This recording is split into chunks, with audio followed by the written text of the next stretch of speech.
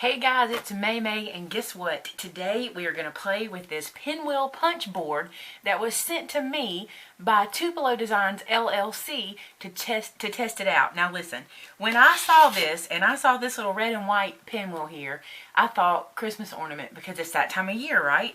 And I thought I'm going to play around and see what I can do. Well, before we mess with this, I'm going to show you what I did. And I have been playing all night. Look at this. It is made with music paper. And there's one of them. I'm going to show you 4 different ones that I did. I actually made a bunch of them because they're going on my Christmas tree. That one has a green glitter edge. This one has stickles on the edge. See that? And then this one, I think this turned out to be my favorite. This one, I used this Stampendous glitter, also from Tupelo Designs, on the edges. And look how gorgeous the shimmer is. Oh, I'm in love with this pinwheel. Okay, I'm going to show you how to make these, but before we get to this, I want to show you how the machine works. So, if you already have the machine and you just want to know how to make these ornaments, then you might want to skip through. But for now, we're going to talk about the machine. So I spread my camera out so you can see, okay? You may end up seeing my crazy pajama pants, but don't even pay attention to that. When you get the pinwheel punch board, it comes in this box, and what you do is you just tear these edges and slide this piece out. Now, if you want to store it in its box, you really can do that. I don't care to, but I will tell you, this is really good recyclable chipboard, so if you don't want to store it in its box, use this for something else. So I like to put that kind of stuff in my chipboard stash because it's good stuff. All right, now then, we're going to pull this guy out. Now, I'm just going to tell you the truth. I have not been interested in this for multiple reasons. Number 1, I don't care about pinwheels. It's just not something I mess with. Number 2, I felt like this looked really intimidating. But it's not. Wait till I show you how simple this is. You get these instructions, okay? But if you're like me, I don't use instructions, I go to YouTube, and that's what I did. I went to YouTube and looked up some videos on how to use it. So let me show you what I learned. Of course, those are great instructions, and use them if you need them. But I want to show you the pieces and parts of this machine, okay? First off, this is your punch area. Anytime with these punch boards, you're always going to have a punch, and this is the punch area here. Now, this is a blade that you will use to do the slicing of your pinwheel, and it has its own little place that it stays, which is super cool. This flips up. This arm flips up out of the way. One thing I really like, I want to show you, is that blade piece that is up in there does not fall out. It's nice because I was afraid that was going to fall out every time I opened it, but it doesn't. All right, and then on this piece that flips up is this little, it's a puncture tool, and it punctures the paper. I'll show you how it works. And one thing I was concerned about is that might be a needle or a razor, but it's not. It's plastic, so it's not going to harm anybody. So I was glad to see that. And here are your measurings. Now, don't these just look so intimidating? All these measures and curves and blah, blah. It is not. Wait till you see me use it. I love it. I love it. I love it. Okay. The other cool thing I love about this one is it only works in square pieces of paper. You're not having to cut 5 3/4 by 6 1/2. None of that. It only works in squares. So the first thing I'm going to show you how to do is to make a simple 4-petaled pinwheel. That's what we're going to do first. This is not the ornament. This is just to show you how this machine works, okay? I keep calling it a machine like it's so fancy, but it is. All right, now, this is an 8x8 piece of paper, which I think is super cute, and it's double-sided. I do think you get your best results on double-sided paper. You'll see why. You put this into the punch and punch. That's it. And every corner gets done that way. Depending on your paper, the punch can be stiff, or if you're using a really light piece of paper, it's no big deal to punch at all, okay? So now that you've got that done, so easy, guys, watch. This is an 8-inch piece of paper, and now I'm just going to come over here, and for this one, I'm going to use the smaller side, or the white side, where you see the white text. The reason for that is this side is for when we get to embedding them, and I'll show you what that means when we get there. So go to the white text side and place, look how easy this is. I'm going to zoom in. You just simply line that punch up with the inch mark of your square. So if you're using a 10-inch square, you'd line it up here, 9-inch square here, 8-inch square here, okay?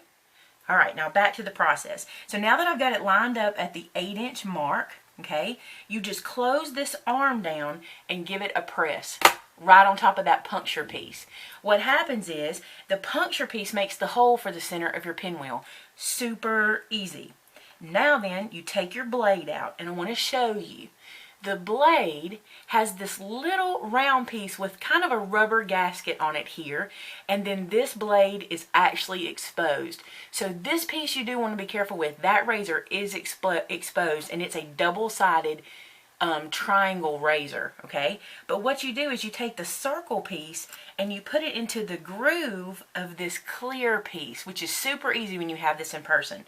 Put it into the groove, press down so that the blade goes through the paper, and then cut. That's it.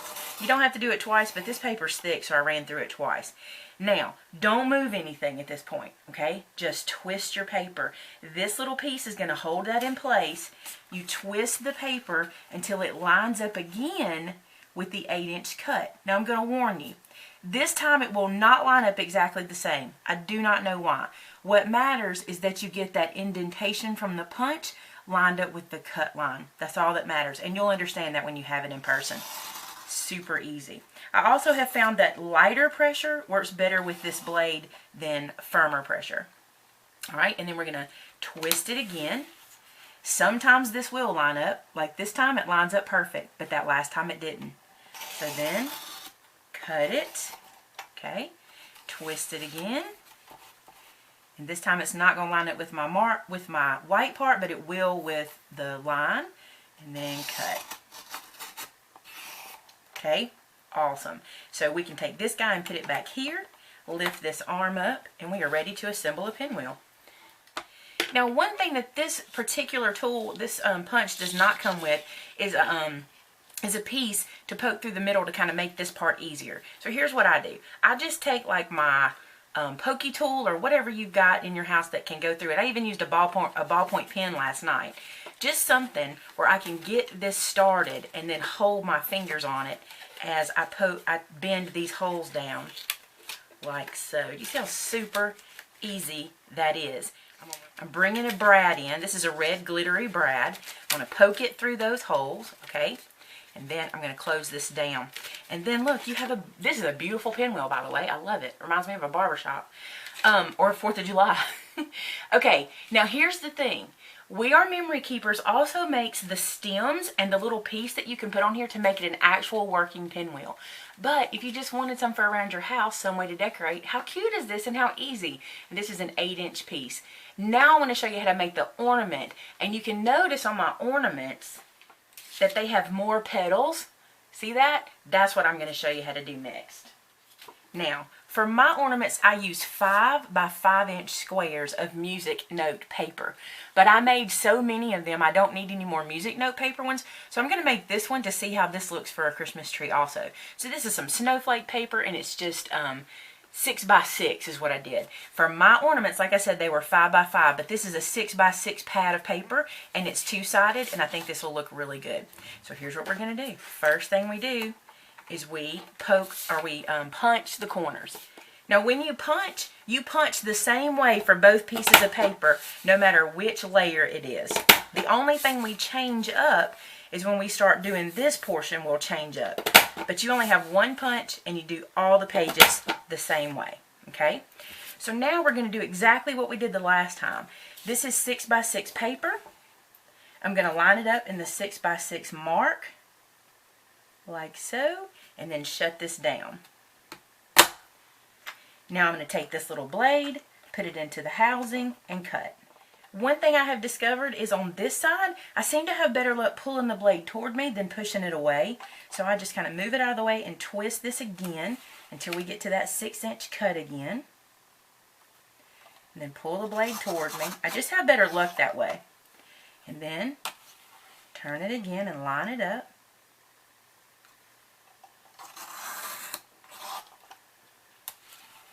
And then the last one on this side, line it up, pull it toward me. Now, this makes exactly what we just made, but smaller, okay? So you put this one aside, And now we're going to make the one that will nest into this one to give it such a big full look. And what you do is you use the other side for this one. So I'm going to go to the same marking for 6 inch and lay this guy in place like so. Close this down and puncture it. Okay? And as long as you're using your 6 inch, as long as you're using 6 inch square paper and you put it in the right mark and you line it up correctly the first time, it will work. Even if it looks like it won't, it will. Put my blade back in. Now this one I feel like I can push out pretty good on this one. I don't know the difference, but it works pretty good. Roll this to the 6 inch mark again.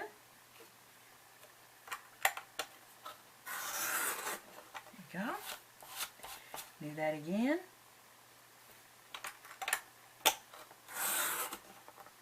I think I went all the way down on that one. There we go. And then this one. And put our little piece back in its housing. Lift this up and remove it. So now we have 2 different ones. So now we're through with our punch board. And we have 2 different pieces. This one was cut on the right side numbers and this was cut on the left side numbers. Now what you do is you put them on top of each other. Okay. And you offset them to where this point and this point are offset. Okay? They say in a video it's 45 degrees. I don't know, it probably is, but you just offset them. Then, super easy, you're just going to, watch my hand, it's just a motion. You're just going to push forward till that comes through and let it down. Go to the next one, push forward till your back flap comes through and let it down. Do that all the way around. We're just mixing them together. Now the only other thing I did was I kind of twisted a little bit to make sure that they were fully snug and together. Okay, that's all I did because I wanted to make sure I had a nice tight mix. I'm going to stick my tool back through it. Okay, and now I'm going to start to fold in. And you don't fold them, you just bend them because you want them to stay rounded like that on that corner. You just bring these together. So now I'm on my last one and I put that one on top of the little pen, or I'm using the Holtz Craft Pic. Put my finger in there as I move that out. Then I just replace the pick with a brad. And I'm just using a shimmery blue brad.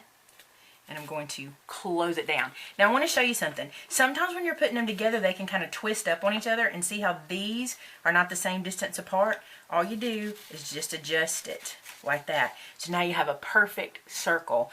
Isn't this perfect for a Christmas tree ornament? Imagine what you could do to decorate it. Let's go back to the ones I made with music paper.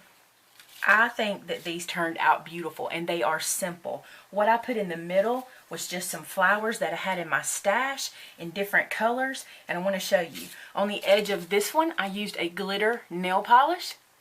Okay? On the edge of this one, I used that Stampendous glitter that I showed you, which is gorgeous. On this one, I used stickles on the edge, just kind of smeared it. And this one is a red glitter nail polish. I ended up making 10 of these last night for my Christmas tree, and I'm going to show you pictures of them on my tree because I think they are so cute and I cannot wait for you to see them. So guys, I hope you enjoyed that, and you can pick up your pinwheel punch from Tupelo Designs. They have them. And just in case you don't have the pinwheel punch or you can't get it right now, I'm sure there are tutorials on how to make pinwheels without the punch. But I believe the punch is worth it because that was super easy and I had to do no cutting except square paper. Well worth it. So I think We Are Memory Keepers has done it again. And this is something I would not have purchased for myself, but after seeing these ornaments, I think, what great gifts. How cute would these be hanging on a gift bag or even as the bow on the top of a present for Christmas? I'm in love. And this is just paper I use from my Baptist hymnal. I have an old Baptist hymnal, and this is paper I use from it. It actually smells like old books in here because of that paper. Alright guys, I hope you enjoyed that one. I hope you got something out of it and see the benefits of the pinwheel punch, which I wasn't sure of either, but I think it's a good one. I think it's worth having. Alright guys, have a great one, and I will see you soon. Bye-bye.